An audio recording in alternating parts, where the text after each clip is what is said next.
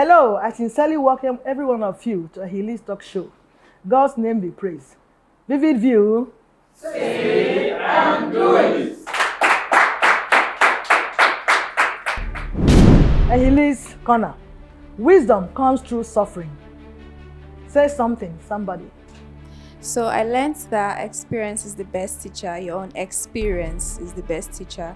And so learning from your experiences will make you apply wisdom in your coming situations. All right, thank you so much. Can you remember this local palace that says, if man no suffer, they get sense? It's a local palace. People always say, if man no suffer, they get sense. That's exactly what this one is talking about. So some of these big men and women you see around that have money, this and that, not only in Nigeria, even outside the country, they pass through sufferings. If you hear their story, where they're coming from, but they did not deter them. They didn't relax because of those sufferings. Say, okay, they'll give up. They continued, and today they become people that people can reckon with, who they can talk about and make reference to. So I charge you today, those of you here and those watching me, that no matter the suffering around you today, because we know a lot of things going on, you graduate, no work, and so many other things, you're almost begging for food before you eat. Let that not weaken you. Stand on your feet and move forward. Get something from there. Get wisdom from there. Be creative, and you know that God with this will give you great support. So don't think that it's not going to be better. No. Some people also say, no retreat, no surrender. Okay, enough of that. We continue. Vivid View. Say and do it. Security problem in our country is becoming a nightmare. And this is very worrisome and too sad at the same time. To a large extent, insecurity in Nigeria, kinetic and non-kinetic approach is the topic for today's discussion. We shall go on break, and when we come back, the guest will be introduced. Please stay with us. Vivid View. Say and do it. Welcome back. In case you're just joining us, the topic is insecurity in Nigeria, kinetic or non-kinetic approach. And with me in the studio is a security professional. Let's make welcome Mr. Michael Sam Wobo. Vivid View. Say and do it. Please follow us on social media handles as displayed on the screen. Welcome again, Mr. Sam. Thank you very much. Please, let's just go straight to the topic of today. Your perspective on the subject matter, please. Yeah, my perspective. Insecurity has become the order of the day. It is hydra-headed at the moment. It is multifaceted. We are not just dealing with armed robbery, we're also dealing with kidnapping, banditry. We are dealing with terrorism. So much. We are dealing with separatist movements. We are dealing with all sorts of agitation and criminalities, even at the local level. So it's somewhat overwhelming, and it has affected our spheres of life, When we talk about insecurity, it is not just about risk, threats, and vulnerabilities. You're also looking at displacements of persons. You have people in IDP camps. You have people who have no access to food or access to health care.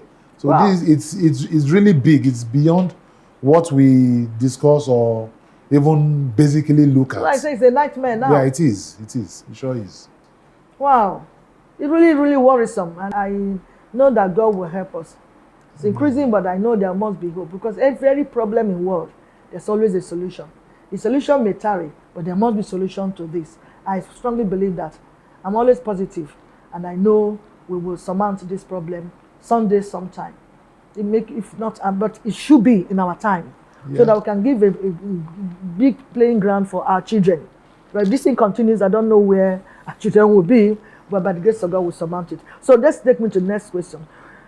I say, Betweto, why is insecurity still prevalent in our country amidst the efforts to quell it? It's a good because there have question. been effort here and there. Yes, there are ongoing efforts, no doubt. But, why is it prevalent? on a larger scale, we tend to look at insecurity as something that security professionals alone to handle, and which is one of the big problems. Our client does not support where other stakeholders, citizens, aid or assist security agencies for a lot of reasons. there's mistrust between the people and the security agencies, no doubt about that.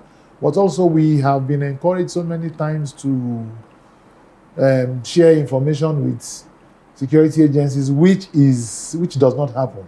And then if you look at the issue of banditry and even the terrorism, you find out that some of the players, men and all that, they are from among the society.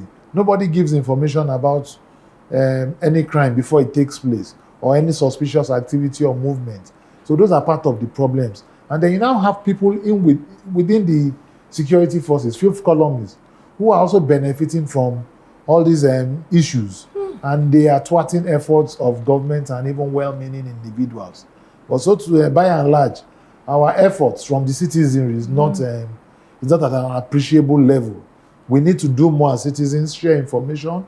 We need to be able to also put in processes and all that. So these are things that will help us.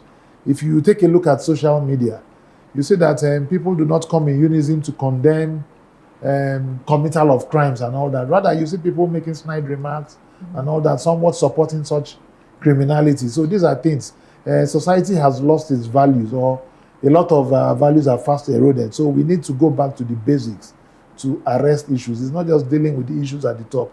From the basics, we will be able to fight this. That's why I put here that maybe the right step has not been taken yet.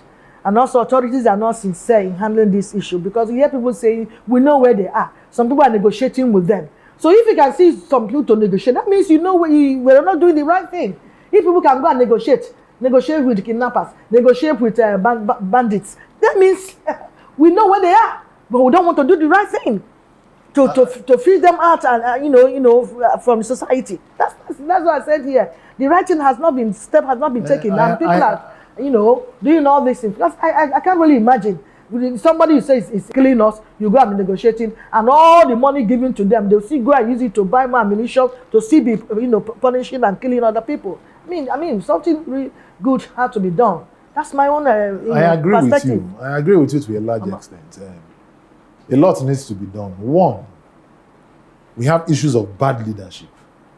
We have issues where people don't even trust the people they put in there. Then on our part as citizens, on election days, or even before the election, we don't look at the issues, we don't look at the right candidates, we look for people who come to share money, people who come to lie to us and all that. Right. And we, based on sentiment, we vote based on tribal, ethnic, religious, and whatever sentiments that we find fit to hold. So as a result of that, we tend to vote into offices persons who do not have the right skills, knowledge, and attitude to governance. When they get there, they begin to do all sorts. Because I don't understand why negotiations with terrorists will be taking place. For me, it's really very, as a professional, I think we should just neutralize them, neutralize them. But you see, you keep seeing governments pay ransom, dilly-dallying with the issues and all those stuff. Dilly-dallying with the issues based on ethnic sentiments, religious sentiments, and what have you. So it's a reflection of our society, because the leaders are taken from amongst us before they become leaders. So we are still not serious as a people. We are not very serious about our security issues or even a lot of other issues. We still dilly-dally to sentiments and things that should not be given that room we are giving it. And as far as that is concerned, we should continue going around and going round and round issues.